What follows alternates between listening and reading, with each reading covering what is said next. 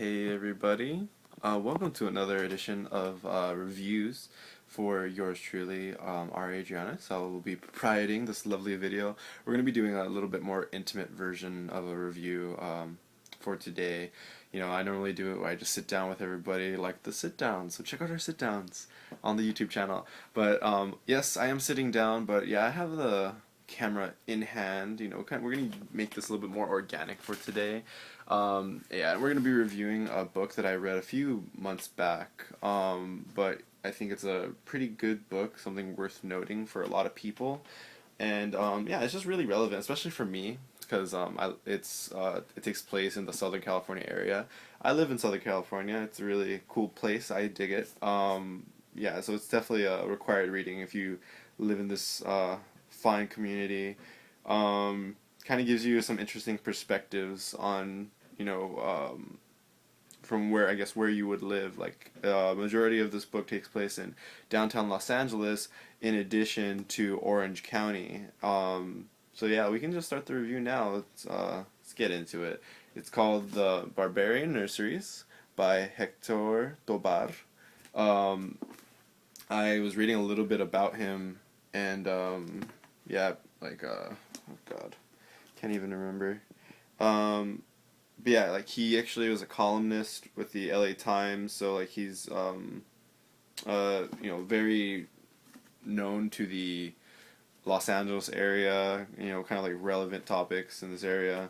So I thought that was kind of cool. Like, an Angelino, it was somebody who was writing this book, so makes sense. But yeah, the book is actually about a young woman. Her name's Araceli, and she's a Mexican housemaid. She's an immigrant, an illegal immigrant, in fact, and she works for this Orange County family. The parents are, they have three kids, a baby girl and two young boys, and the housemaid Araceli, she has to take care of the two young boys while the parents actually have a marital spat, and they separate for a certain amount of time. I think it's for like the course of one weekend, and they kind of freak out the housemaid, and the housemaid has to decide like, okay, well, am I gonna stay here? We're like running out of food, and they didn't leave me any money to buy food for the kids, and or should I take them to their grandparents' house? Their grandfather, who is like the designated family member, who the only one that Araceli knows, is the father's father in this family, and he's Mexican, and he lives in Whittier, unbeknownst to Araceli, who still thinks that he lives in Los Angeles. So it's kind of it's kind of funny because she decides to take these two kids on this little journey to the grandfather's house, um, not knowing that he actually doesn't live there, and so it's kind of an interesting travel tale right there. But yeah, what the Barbarian Nurseries talks about a lot is the idea of social skews and kind of like your place in the collage of society, you might say. Araceli, she's an illegal immigrant, so in many ways she's kind of like the underling of the social standard. She can't really stand out too much because she can get in trouble. She can be deported. She works very hard. She's a very good worker. She's a very nice person, but just because of her, I guess her social status, she's not allowed to do many things. She's a very good observer. It's one of the things I really enjoy the characters in this book.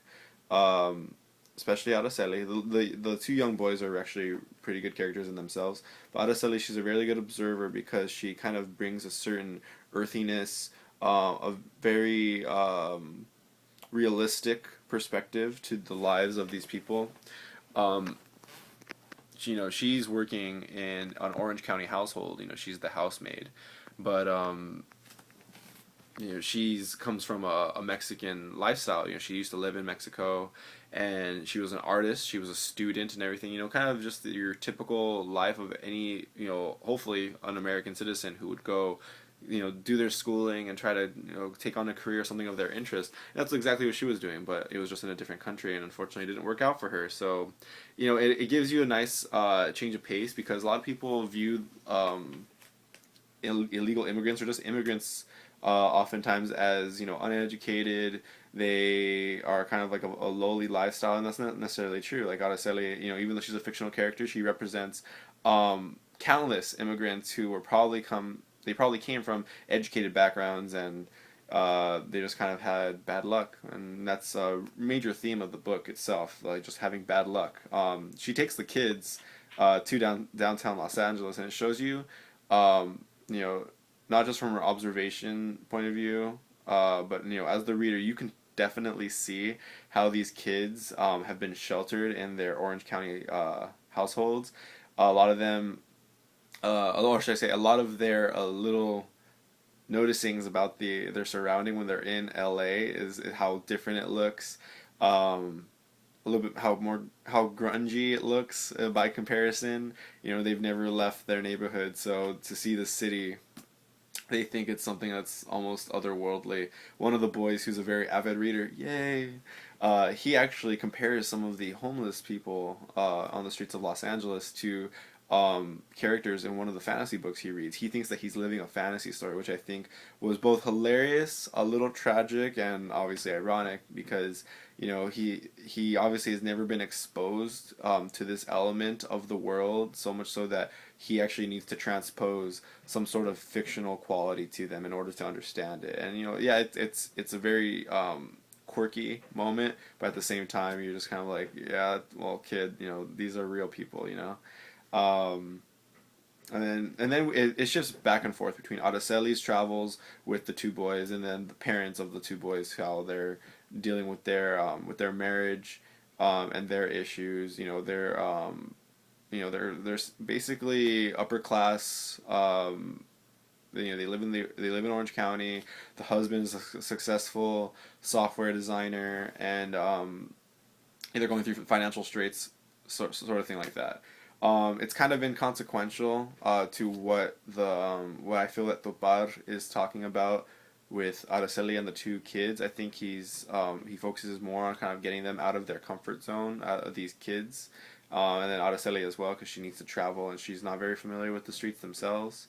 Um, it's a very socially relevant traveling story. They're going around, and then it later shifts, not so much about the traveling, about the experience of being exposed to this land, but later it comments on the inequalities of society because once Araceli actually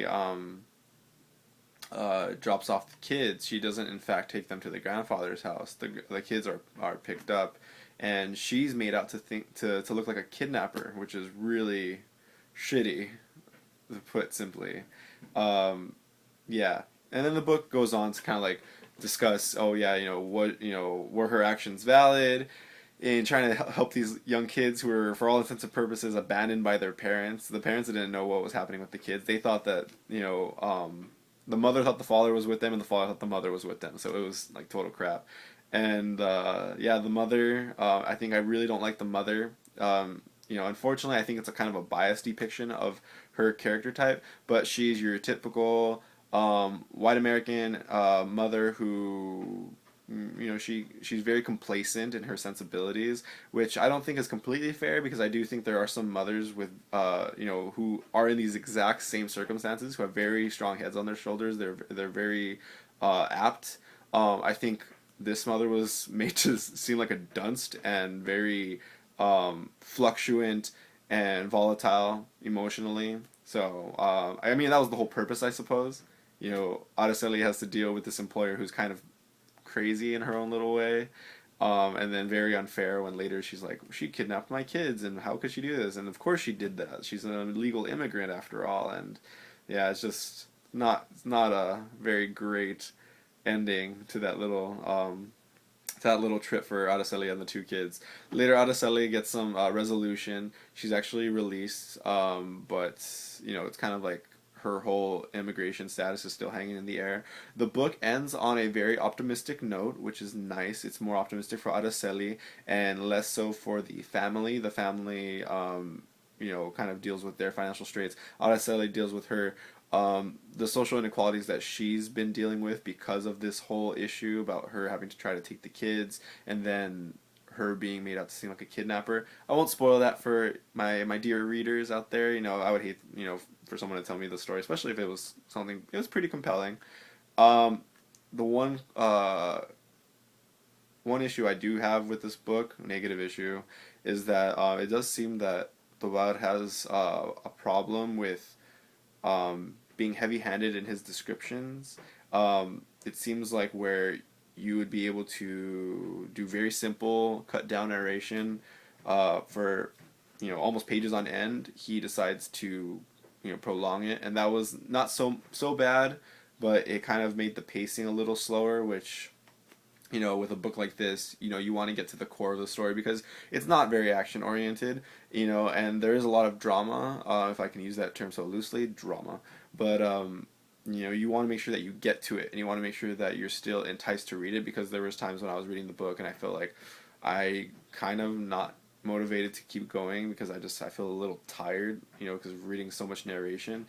But yeah, the core of the story, the core of the novel is an excellent one. It has very good social commentary. Has a very I